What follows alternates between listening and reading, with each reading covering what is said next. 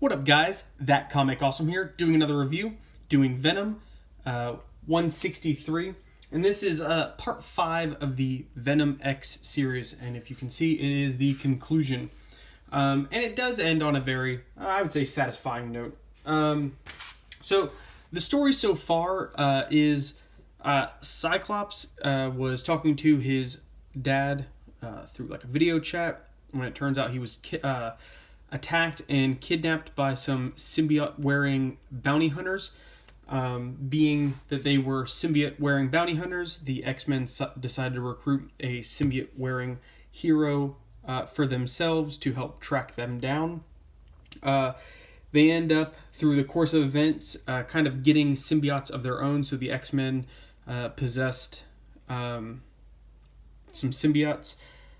They were able to track down the bounty hunters when the buyers from that the bounty hunters were going to sell the Starjammers to, which that's the space pirates that Cyclops' dad leads. It turns out that they were actually poisons. Or I don't know if the buyer just never showed or if it was a trick all along. But the ship that shows up is full of poisons, which is from the Venomverse series, which was, in my opinion, I liked it. I liked the Venomverse. I thought it kind of added some new and neat twists to kind of everything. Seeing other heroes with symbiotes is always kind of cool. This book I enjoyed so far in this series. It's kind of gotten better and better. Whereas a lot of series may dip down and up.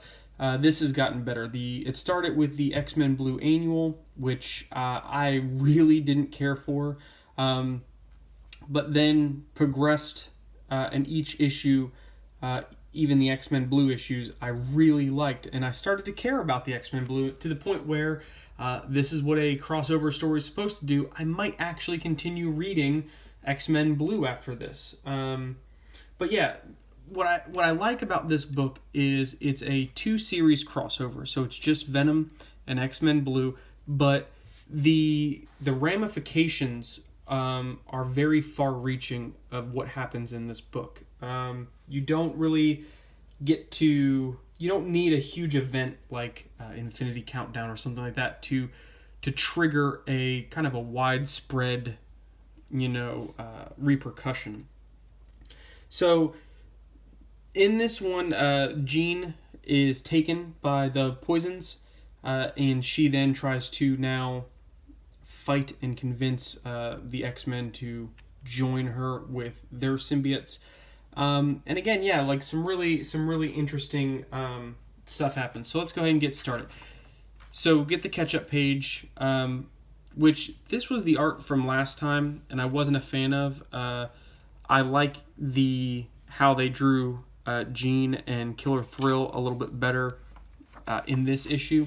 So we start off, Cyclops is trying to figure out why he can't hear Jean anymore. They're not psychically linked the way that they were. And again, the art in here being much better. I like Concierge, I don't know. But he definitely looks a little more real and human and not cartoony like in previous issues. So what I like here is he kind of says something a little dumb, and he gets called out on it, and then he acts like a dad, and he's like, "Look, hey, I'm not perfect, even even the best dads say stupid things." He's like, "And I'm far from the best dad." He's like, "We'll figure everything out." And I kind of liked that. But see, yeah, this is what I mean. Like Jean in this issue, I like how the hair kind of is like almost like fire, and you get more of like actual hair, whereas this was like more anime. And then she looked like a Rocky Denizen from Mask. Like that's what that looked like. This actually looks pretty badass. So it turns out her and Killer Thrill were taken by the poisons, which are these little creatures. They absorb symbiote-wearing people and essentially become like a hive-minded version of them, a perfect version that doesn't have any weaknesses. I don't know why the like the one initial poison character that they chose was Kraven the Hunter. To me, I would think that they would have chosen a distinct X-Men villain or a distinct like Venom villain, which I guess Kraven is kind of like a Venom villain, but that was a little nitpick. I was like, why Kraven? Like, why not like a Magneto or somebody like that? I think that would have been cool.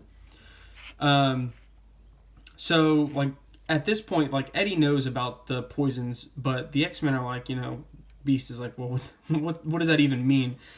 So he pretty much goes into explaining it while they're fighting, and I like how he's having to kind of be the leader and adjust their fighting styles to where they're not getting hurt. So Angel has these like kind of big bat wings, and he's kind of flailing them about, and he's like, careful, Flyboy, retract those wings. You're making yourself an easy target. And without their power, like kind of he's like, if I can't use my wings, what good am I? Which kind of is like, that's Angel's things. Like he has the wings. It's not like he's super strong or anything like that. He has wings. So Jean kind of traps them in like a TK field, which is obviously amplified not only by her symbiote, but now the poison. But luckily, some zaps happen, and an 8. Look at that, an ad. That's really special. What is? Hey, number one comic I'm not going to be reading is All New Wolverine, Old Woman Lara. I mean, this looks like Tron. And what happened to her other claw? Like now she's down to one claw, and it's like a laser claw. And why is there a parrot? That makes no sense. And you know what? I may pick up Champions again because Wade isn't on it anymore. Gosh, she's awful. And leading up to the relaunch of Venom. But of course, the zaps come from Cyclops, who can pretty much shoot a million beams out of every part of his body. And here you get like the poisons are able to psychically trick you. So Bobby kind of sees like his boyfriend. I assume that's his boyfriend or the guy he likes. But he's like, hey, what are you doing here? And Venom has to like kind of pull him back, and it's a poison because they can do like a psychic projection of like someone you care about, and almost as like a trap. So then some really good fight scenes. Jean tries to convince Cyclops to come along. Luckily, Bobby kind of steps in and saves him. So this right here, so the poisons got the rest of the bounty hunters who were wearing symbiotes. I didn't like their regular symbiotic kind of form. I thought it was they're cheesy and generic, and I feel the same way about their poisoned form. Like, it just looks so generic. I had to sit here and look at this. I was like, wait, are they possessed by the poisons? I can't tell. Like, the only thing that gave it away was like they're a little more edged. Like, at least with like Killer Thrill, you kind of she has that face that looks like a poisoned face. Like, everyone else is kind of just almost very generic looking, and to me was a little bit of a lazy part of the story. So they get a plan to kind of escape through an ice tunnel back to their ship, and I like this. So, well, I like part of it, and then it kind of ends on a really dumb note. So Bobby creates this like ice bridge down to their ship, and he says, this way, kids, you must be at least this tall to ride the ride. Again, a classic Bobby, Bobbyism, where you're just like, oh, Bobby. But then Poison Jean calls him out on it. She says, that's cute. You guys just lost a teammate. And you haven't lost your sense of humor. And that kind of catches Bobby off guard, and he looks like a jack-o'-lantern there. But he's like, Jean, I didn't mean anything. I mean, you're an X-Man. You'll get past this. And it's like, she's the enemy. But then even like Venom and Scott are like, no. And it's like, she won't. She's already gone. And I really like the fact that, Cyclops has been through so much in this kind of run, with his dad and kind of being pushed to a limit. And I like this kind of just adds to it. But it shows that he's like, look, we're at a point we can't look back. This is we can't, like, this isn't Jean anymore. I I liked this spread, but I didn't like it, and I'll tell you why. So I like the fact of how it looks. It looks cool. You have kind of all these different moving parts, but what I don't like about it as a real battle is these poisons are sneaky. They're sneaky little things, little creatures. So if you're in like a tight space with fighting big hulking kind of creatures and stuff like that, these guys can kind of sneak around and you don't know which way they're going or coming from. And meanwhile, so each issue has kind of been commentated by a different person. Like Scott, kind of Cyclops did the first one, and again, it made me care about Cyclops more. Eddie did the second one. Jean did the third, and then now the actual Venom symbiote is doing this one, and I kind of liked that because you're getting different, not perspectives, but kind of a little bit of different narrations. And I like this here. He says, Eddie does what he always does, protect the innocent, the children. But this time, he doesn't fight for revenge. Not me. I fight because I must. I fight to survive. So it's like, at this point, they're not just fighting just to, like, get back at these creatures. They're genuinely worried. Like, this is a life or death situation for them. So they end up... hang on. So this is, I guess, the follow-up to this, because the poisons now come to Earth. But I don't understand how Venom is the antidote. If anything, Venom is like the weakness. I would think more like anti-venom or Carnage would be the antidote to the poisons. So they end up, Scott blows a hole into space, and this, I want to kind of like end it like shortly right here because I don't want to give away the end too much. So they're floating around in space, and again, kind of going back to my previous point, these little guys can be floating around like anywhere. And two things happen on the next page. One, so Venom says, hey, look, let's get sucked out into space. Your symbiotes will adapt and protect you. And so they do. But then Angel, again, these little guys are just floating around. One of them comes and attaches to Angel.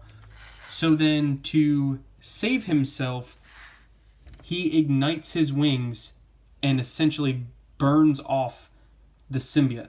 Because if he doesn't have the symbiote, he doesn't have, the poison can't absorb him, essentially. So before the poison can absorb him, he's like, nope, and he pretty much kills that living creature. So he kills the symbiote. But he at least he's like, I'm so sorry, because he knew, he's like, I had, and even the Venom symbiote's like, sacrifices are made.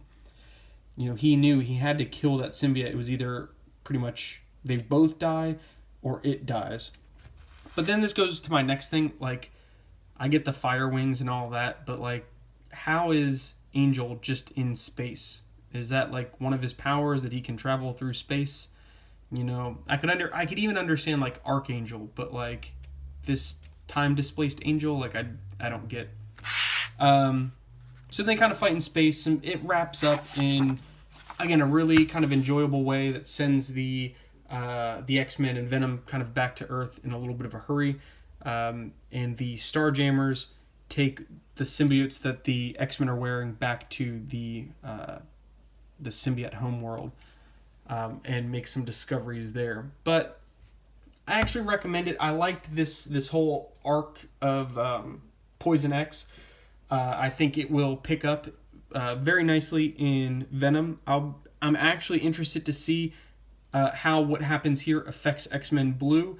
And I'll probably pick up 23. I wasn't reading X-Men Blue before, so I think this actually kind of got me into reading it. So we'll see how that goes. But yeah, subscribe over here. Watch some more videos. Hit me up in the comments. Let me know what you guys think, and I'll see you next time.